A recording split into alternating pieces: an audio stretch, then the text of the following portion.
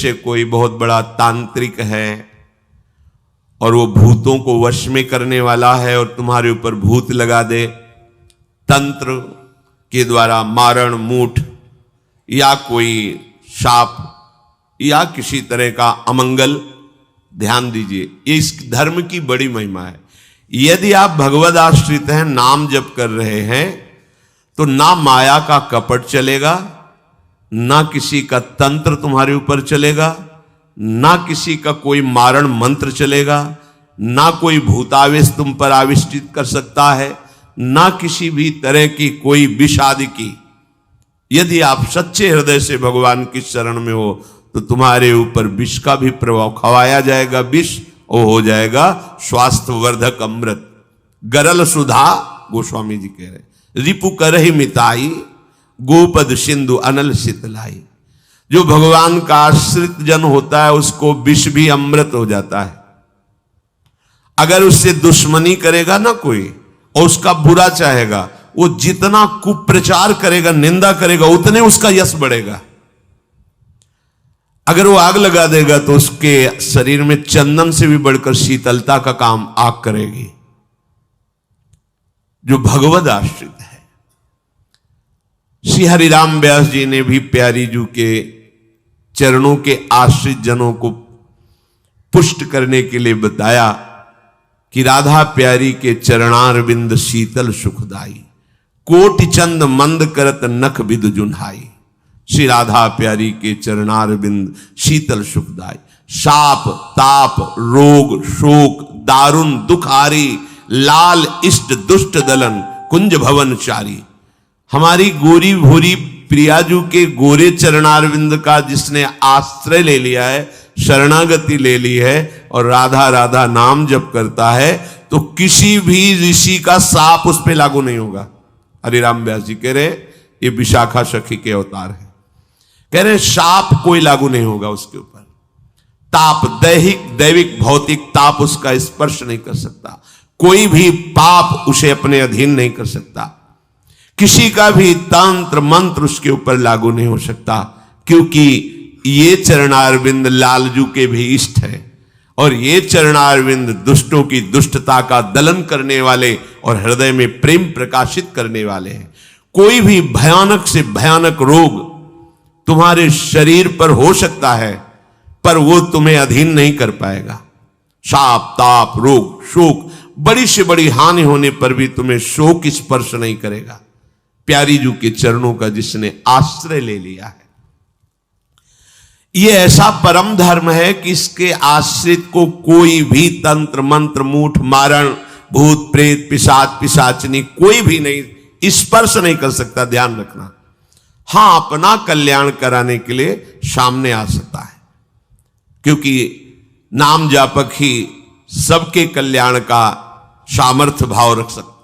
जो निरंतर नाम जप करता है उसमें सब सामर्थ्य आ जाती है।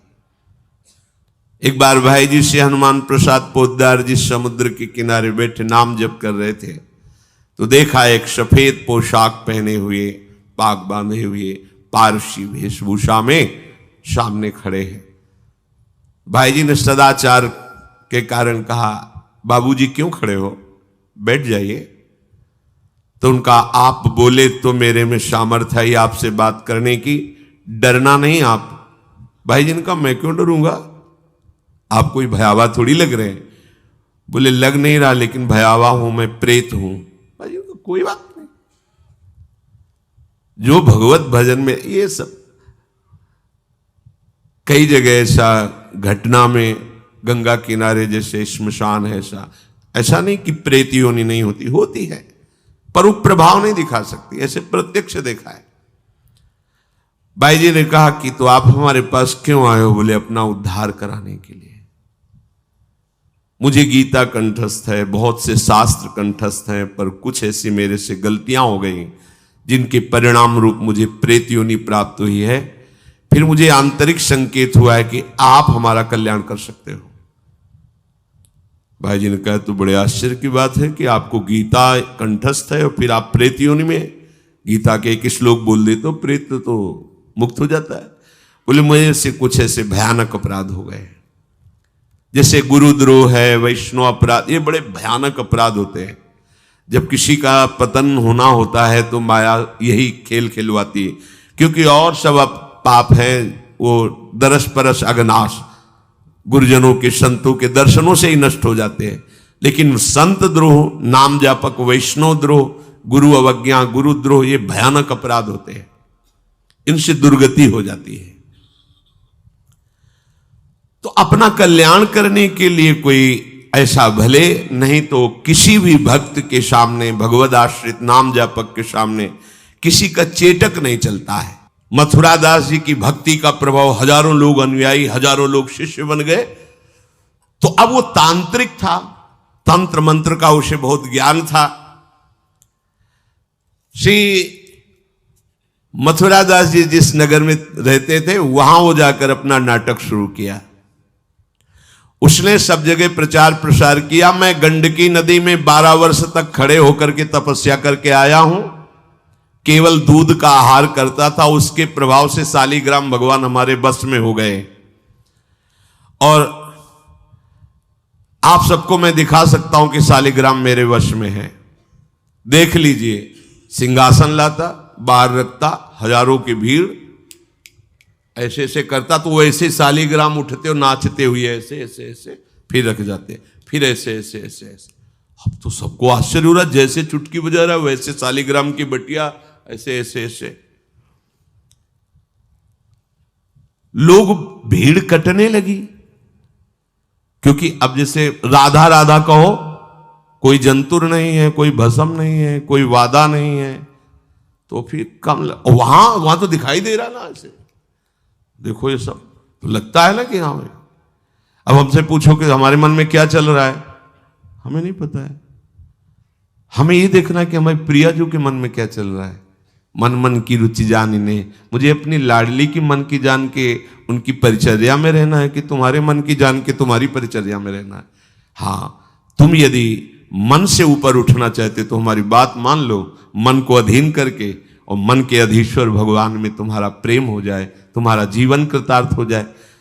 अब वहां नाम नंद नंदन का भजन पद्धति, तो जो कमजोर लोग थे उन्होंने कहा कि आज तक कोई चमत्कार तो दिखाया नहीं मथुरा दास जी ने। देखो ये हैं संत, 12 वर्ष से दूध पी के गंडकी नदी, 12 मिनट भी नहीं खड़ा होगा कभी। अब भेंट जो जितनी चढ़ाएगा उतने उसके दुख नष्ट होंगे।